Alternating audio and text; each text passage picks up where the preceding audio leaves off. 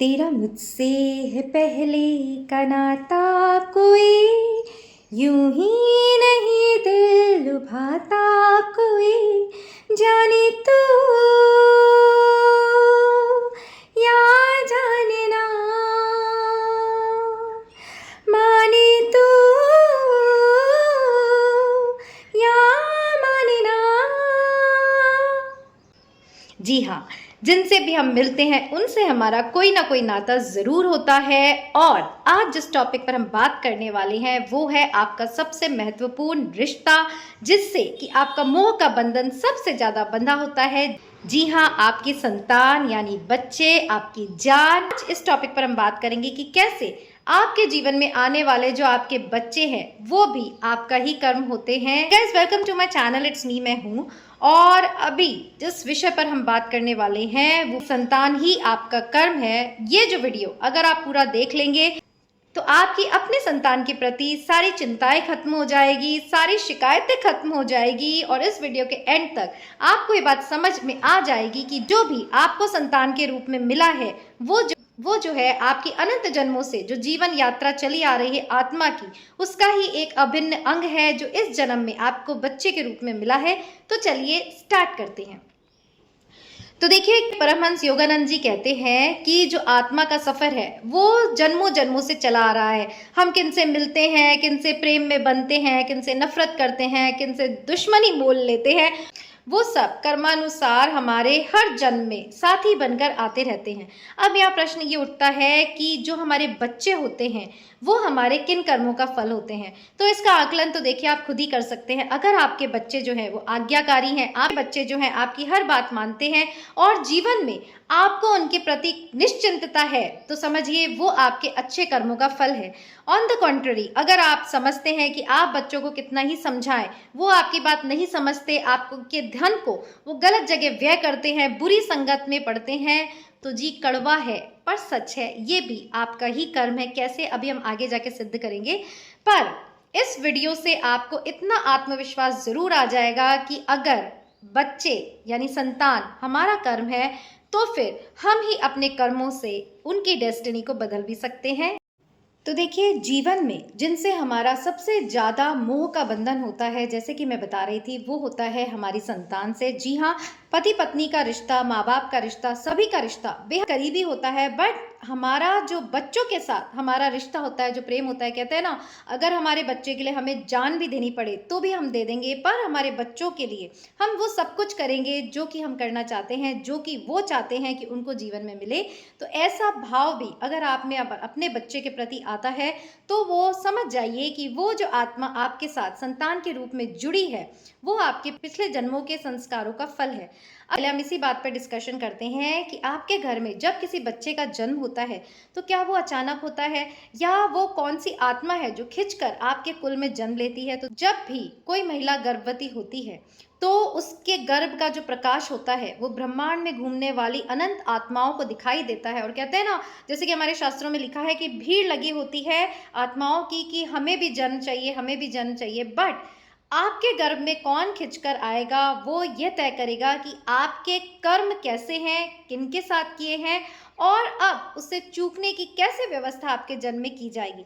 तो जब भी कोई संतान आपके जीवन में आती है तो हम सोचते हैं ये तो हमारा बच्चा है, हम उससे बहुत प्यार करते हैं। बट एक बात आपको ध्यान रखनी जरूरी है। देखिए, ये बातें समझने में बहुत ही ज़्यादा मुश्किल होती है क्योंकि संतान अच्छी होती है तो हम उसे अपने अच्छे कर्मों का फल मान लेते हैं। बट अगर संतान अगर गलत निकल जाए, गलत रास्तों पर चले, तो फिर ये बात जो है हमें बर्दाश्त करना बहुत ही ज़्यादा मुश्किल होती है कि ये संतान हमारे ही कर्मों का फल है, क्योंकि हम तो इस जन्म में अच्छे हैं, हम तो सबके साथ अच्छा कर रहे हैं। तो जैसे कि मैं बता रही थी कि जो व्यक्ति, जो आत्मा आपके जीवन में संतान के रूप में उतरती है, उसी आत्मा को संतान के रूप में जोड़ा जाएगा जिसका कि भोगायतन आपके साथ जुड़ा होगा और जो आपके साथ आपके कर्मों को परिष्कृत करने के लिए यानी उन्हें प्योरीफाई करने के लिए उसे भेजा जाएगा।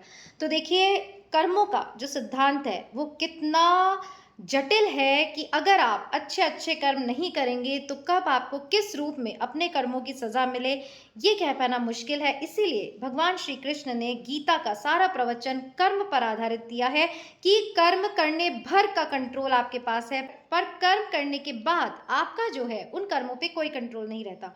अब देखिए, कोई भी व्यक्ति जो आपके इस जीवन में जुड़ा है, हमने पहले भी बहुत वीडियोस बनाए हैं, कोई भी व्यक्ति यूं ही आपके जीवन में नहीं चला आता। करोड़ों अरबों खरबों जनता में से कहीं भी जिसको भी आपके जीवन में आना होता है, वो चाहे 7 समुंदर पार हो, चाहे आपके करीब हो, चाहे अचानक प्रकट हो जाए, पर उसकी डेस्टिनी जो है वो आपसे जुड़ी ही होती है, चाहे वो अच्छे के लिए हो, चाहे वो बुरी के लिए हो।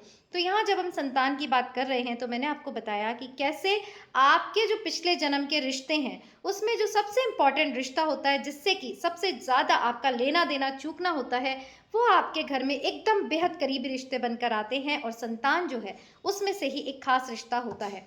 बट अब हम ये बात करते हैं कि अगर आपकी संतान अच्छी है, अगर आपसे प्रेम करती है, आपको सम्मान देती है, तो समझिए आपने पिछले जन्मों में ऐसे ही कर्म किए हैं, लोगों के साथ प्रेम पूर्वक व्यवहार किया है, लोगों को अच्छा दिया है, और इसीलिए इन सारे कर्मों का ये फल हुआ है कि वे ही लोग जिनकी आत्मा आपसे संतुष्ट हुई है, आपसे खुश हुई है, आपको वो प्रेम लौटाने, आपको वो सम्मान लौटाने संतान बनकर आपके सामने आ रही हैं। और भी एक बात है, चलिए ये तो हमारे लिए एक्सेप्ट करना बहुत ही ईजी हो जाता है कि अच्छी संतान है, वाह हमारा बेटा है, हमारी बेटी है, हम इस पर जान तक लुटा देंगे। बट अगर जो संतान है वो आपकी बुरी निकल जाती है, बुरी निकलने का मतलब है जैसे कि आजकल कलयुग में हम देख रहे हैं, माता पिता का सम्मान न करना, अपमानित उनको हर पल करना, बच्चे तो छोड़िए, बच्चों के साथ उनके आने वाले जो बेटर हाफ्स हैं वो भी आपसे रिलेटेड होते हैं, क्योंकि उनका भी आपसे लेना देना चूकना होता है, और वो भी अच्छे होंगे या बुरे ये आपके ही कर्मों पर निर्भर होगा। क्योंकि मेरा ये मानना है, और हमारे शास्त्र कहते हैं, जो भी कर्म आपने नहीं किए हैं उसे भोगने की व्यवस्था भी आपके जीवन में नहीं होगी। अगर आपने किसी को अपमान नहीं दिया तो आपका अपमान नहीं होगा, सिंपल। और अगर आप अब भी लोगों का अपमान किए जा रहे हैं तो सतर्क रहने की आवश्यकता जरूर है, क्योंकि आप अपने आगे आने वाले जन्मों के कर्म को, डेस्टिनी को बना रहे हैं। तो चलिए, जैसे कि मैंने बताया कि संतान अगर आपकी सुसंस्कृत है, अच्छी है, आज्ञाकारी है, तो आपने बहुत ही अच्छे कर्म किए हैं। पर इस कलयुग में हम जहाँ तक देखते हैं, संतान जो है माँ बाप के कंट्रोल से बाहर होती जा रही है। अब ये किन कर्मों का फल है? देखिए, अगर इस जन्म में हम बहुत अच्छे हैं और हम ये भूल जाते हैं कि पिछले जन्मों में हमने क्या किया, ऑब्वियसली भूल ही जाएंगे ना, तो हमें ऐसा लगता है हमने तो हमारे माँ बाप की बहुत सेवा करी, हमने हमारे माँ बाप का बहुत सम्मान किया, उनकी हर बात मानी। अब ये ऐसी संतान कहाँ से आ गई है जो बिल्कुल ही हमारे अगेंस्ट चल रही है? हम कहते हैं ईस्ट तो वो कहते हैं वेस्ट, हम कहते हैं नॉर्थ तो वो कहते हैं हम साउथ में जाएंगे। तो वो इसलिए है जी, आपने अपने कर्मों से ऐसी आत्मा को खींचा है जो कि इस जन्म में आपका हिसाब किताब चुकाने आई है। अगर संतान जो है आपका अपमान कर रही है, समझ लीजिए पिछले जन्मों में आप भी इसी तरह किसी को अपमान करते आए हैं, उसकी आत्मा को आपने इतना छलनी कर दिया है कि अब वही अपमान वो आत्मा आपको लौटाने आ रही है। चलिए, इसकी क्लैरिटी आपको मिल जाए तो मैं आपको एक एग्जाम्पल में लेके जाती हूँ कि एक दंपति थे, बहुत ही अच्छे सरल से खुश खुश रहते थे। शादी के 4 साल बाद तक उन्हें जब संतान नहीं हुई तो उन्होंने जगह जगह भगवानों के मंदिरों में घंटियां बजानी शुरू करी, जगह जगह पीर पैगंबरों के स्थानों पर जाना शुरू किया, तप किया, साधना की, ध्यान किया, ईश्वर से अनंत प्रार्थनाएं की। कौन सा ऐसा मंदिर, कौन सा ऐसा संत जहां उनको अपनी इस इच्छा को लेकर नहीं गए, और इतने साल बाद उनकी जो प्रार्थना है वो फलित हुई और उनके घर एक सुंदर से बेटे का जन्म हुआ। अब जब सोचिए, जब इतने सालों बाद किसी के घर बेटे का जन्म होगा तो कितनी खुशियां आई होंगी। धीरे धीरे वो बड़ा होने लगा और माँ बाप भी धीरे धीरे नोटिस करने लगे कि ये जो बच्चा है वो हमारे संस्कारों के बिल्कुल विपरीत है।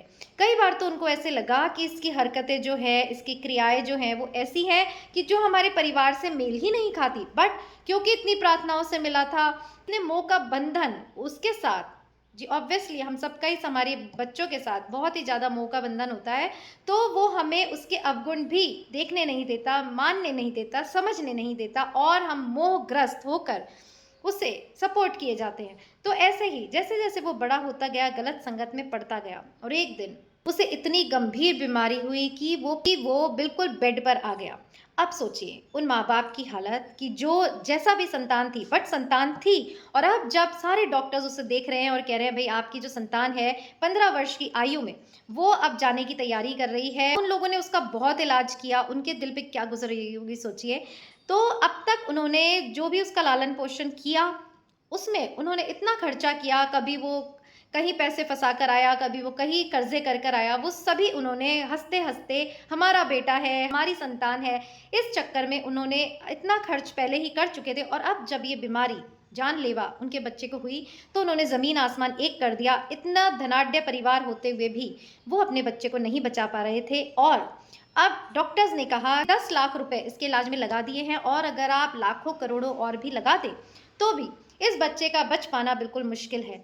तो अब सोचिए कि अब वो माँ-बाप क्या सोच रहे होंगे कि हमें इतनी मुश्किल से ये बच्चा नसीब हुआ और अब इसके साथ क्या-क्या नहीं हुआ। जब से ये जीवन में आया है, कुछ क्षणों बाद दुःख का ही सिलसिला हमारे जीवन को घेरे रहा। हम इसकी वजह से कोई ना कोई दुःख देखते रहे, पर फिर भी हमारा बच्चा है, हमारी संतान है, हम इसे कैसे मरने दें?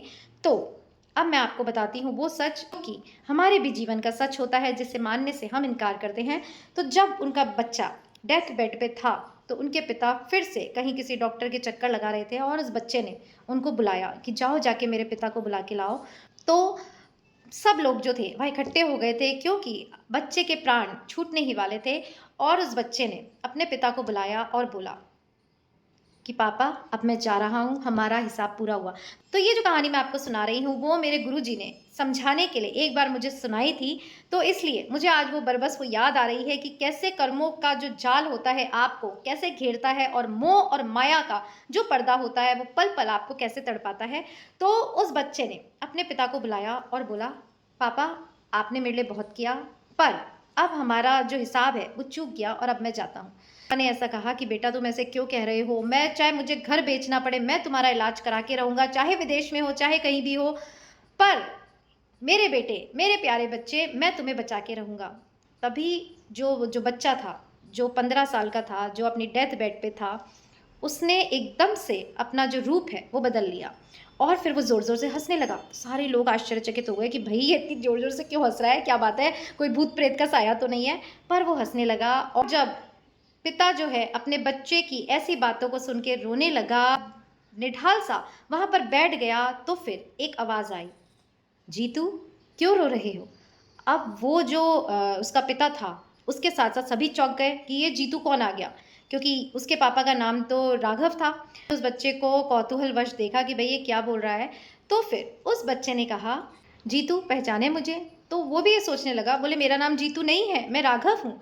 बेटा मैं तुम्हारा पिता हूँ, तुम इस तरह क्यों मुझे बोल रहे हो? तो उसने कहा, पिता हो आप इस जन्म के, मैं तुम्हारे पिछले जन्म का वो दोस्त हूँ जिससे तुमने इतना आघात पहुँचाया था। पिताजी मैं आपका पुत्र नहीं हूँ, मैं आपके पिछले जन्म का वो दोस्त हूँ कि जो आपके साथ बिजनेस करने विदेश गया था, वहाँ से हम 40 लाख रुपए कमा कर लेकर आए थे और फिर यहाँ आने के बाद आपकी नीयत बदल गई और आपने वो 40 लाख रुपए हड़पने के लिए मुझे एक पहाड़ी से धक्का दे दिया था। मैं आपका वही मित्र हूँ, आपको याद हो ना हो, मैं आपको याद दिलाकर जा रहा हूँ कि मैं आपका वही मित्र हूँ जो आपसे बदला लेने इस जन्म में आया था। 20 लाख रुपए आपने मेरे इलाज पर बचपन से लेकर अब तक मेरे व्यसनों पर खर्च किए और अब मेरा जब हिसाब चूक गया है, मैं चलता हूँ, आप रोइए मत, क्योंकि अगर आप ये जान जाएंगे मैं आपका दुश्मन हूँ तो आप रोएंगे नहीं, आप खुश होंगे कि मेरा दुश्मन चला गया। बट देखिए माया का भी कैसा पर्दा होता है। पिता ने कहा, बेटे राहुल मुझे नहीं पता तुम पिछले जन्म में क्या थे, मुझे नहीं पता मैंने पिछले जन्मों में क्या किया, पर इस जन्म में मुझे क्षमा करो, तुम मेरे बेटे हो, मैं तुम्हारा पिता हूँ, यही मेरी आज की सच्चाई है। मैं चाहे तुम मेरे भी 20 लाख रुपए ले लो, बट मेरे पुत्र को जीवन दान दे दो। बट ऐसा नहीं होता है। कोई जितना जीवन लेकर आया है, जितना कर्जा लेकर आया है, उतना ही आपके साथ रहेगा, उतना ही आपका धन भी वो खर्च कराएगा और फिर अपने रास्ते चल देगा। तो इस रोंगटे खड़े कर देने वाले एग्जाम्पल से हमें बस यहाँ ये समझने की ज़रूरत है, भले ही ये सच हो ना हो, ये समझने की ज़रूरत है कि हमें हमारे कर्मों का हिसाब हर जन्म में देना होता है। इसलिए कर्मों की सजगता आपको इतनी रखनी चाहिए कि आज आपसे कोई ऐसा कर्म तो नहीं हो रहा जो अगर आपको वापस रिटर्न बैक हो तो आप रो पड़े, आप करा उठें। हम देखते हैं लोग चोरी करते हैं, डाका डालते हैं, मर्डर्स करते हैं, ये भी ना करें, साथ में रहने वालों को प्रताड़ित करते हैं, उन्हें अपमानित करते हैं। तो आप बताइए क्या आप खुद अपनी डेस्टिनी तैयार नहीं कर रहे? और फिर जन्मों जन्मों में आप जब ये सारी चीज़ें भूल जाते हैं, आप अपने प्रति अच्छे व्यवहार, सम्मान और कृतज्ञता की लोगों से आशा रखते हैं और जब आपको वो नहीं मिलता तो आप रोते हैं, हमने ऐसा क्या किया था, हम तो सबके साथ अच्छे हैं। तो जी, अभी आप अच्छे हैं, पहले पिछले जन्मों में आप क्या करके आए हैं, कौन सी आत्मा संतान बनकर आपसे बदला लेने आई है, आपको कुछ नहीं पता।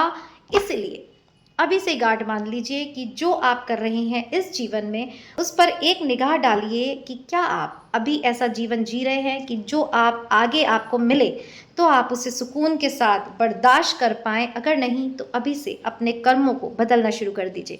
तो यहाँ मैंने आपको बताया कि आपके जीवन में आने वाले अच्छे लोग वो आएंगे जिनको आपने सम्मान प्रेम दिया है, वो लौटाने आपके संतान के रूप में आएंगे।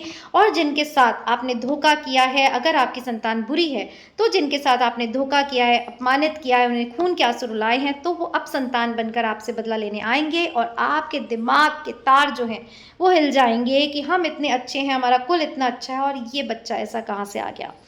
तो अगर आपने अपने कर्मों से ये जो संतान है उसको इस तरह का प्रारब्ध बनाकर अपने जीवन में प्रवेश दिया है, तो अब ये बात आती है, क्या आप इससे बच सकते हैं? जी हाँ, बिल्कुल बच सकते हैं। अगर आप ये समझ जाएं कि ये संतान हमारे कंट्रोल में नहीं है, हमें अपमानित करती है, दूसरों के सामने हमें शर्मिंदा करती है, तो सबसे पहले मान जाइए ये आप ही का कर्म है। और अब जब ये मान लिया है कि यह आपका कर्म है, तो इसकी लड़ाई बाहर से करने के बजाय अपने अंदर उस चिप को बदलिए कि जिसमें वो आत्मा जो है खिंच कर चली आई है अपना बदला लेने। वो कैसे होगा? पिछले जन्मों में जाकर क्षमा मांगिए कि किसके साथ हमने ऐसा किया है, और ये आत्मा जो ईश्वर अब तुमने भेज दी है तो उसके साथ आप बहुत बहुत बहुत अच्छा करिए। साथ ही दूसरे लोगों के साथ भी आप अच्छा व्यवहार करिए। तो कहते हैं जैसे जैसे आप अपने कर्म बदलते जाएंगे, अगर आप एक ब्लैक बोर्ड पर पुराने लिखे हुए के ऊपर अच्छा अच्छा लिखते जाएंगे तो वो धीरे धीरे पुराना लिखा हुआ धुंधला पड़ता जाएगा और आपके जीवन में सुकून, चैन और संतान का ये बदलता अच्छा व्यवहार भी आपको अपने कर्मों से दिखाई देगा। तो जब आप अपने जीवन को बहुत ही अच्छे ढंग से जिएंगे, सतर्कता पूर्वक, जो गलतियां पिछले जन्मों में कर दी है उसको अब इस जन्म में रिपीट नहीं करेंगे, तो आप देखेंगे कि आपके संतान के बिहेवियर में भी बदलाव आने लगा है। और यकीनन आएगा, क्योंकि ये जो आत्माएं हमारे साथ जोड़ी जाती हैं वो इसलिए जोड़ी जाती हैं कि आप उनसे सीखें, आप उनसे वो पाठ सीखें जो आप पिछले जन्म में नहीं सीख पाए थे। और वही पाठ समझाने के लिए इन लोगों को आपके जीवन में भेजा जा रहा है। इसीलिए कहते हैं ये है माया जाल, जो इसको समझ जाएगा वही इससे पार पाएगा। नहीं तो रोते रहिए जीवन भर, हमारा बेटा ऐसा, हमारी बेटी ऐसी, अब बहू भी ऐसी आ गई। तो जी, बहू दामाद कोई भी हो, आपके जीवन में ऐसे ही लोग आएंगे अगर आप अपने आप को नहीं बदलेंगे। तो इसी आशा के साथ कि अगर आप अभी अपने कर्मों को बदलते जाएंगे, सबसे अच्छा व्यवहार करेंगे, साथ ही ध्यान प्रार्थना में अपने किए गए पूर्व के कर्मों की आप क्षमा मांगेंगे, तो यकीनन आपकी संतान ही नहीं, आपके जीवन में जो हर एक व्यक्ति प्रॉब्लम क्रिएट कर रहे हैं वो भी बदलने लगेंगे और आपका ये जो जीवन है वो जीने लायक रहेगा और आप सुकून से इस जीवन को जी पाएंगे और अपने आगे आने वाले जन्मों की भी डेस्टिनी आप बना पाएंगे। तो आज हमने इस बात पर डिस्कस किया कि हमारी जो संतान है वो हमारे ही कर्म है, और जब आपको ये बात समझ में आ जाएगी तो वाकई ही आप अपने कर्मों पे वर्क करके अपनी संतान के बिहेवियर को, अपने बच्चों के भविष्य को भी बदल सकते हैं। चॉइस आपके पास है। तो फिर मिलेंगे एक नए वीडियो के साथ, यही इट्स मी, मैं हूं पर। टिल देन अपना ध्यान रखिएगा। Bye bye.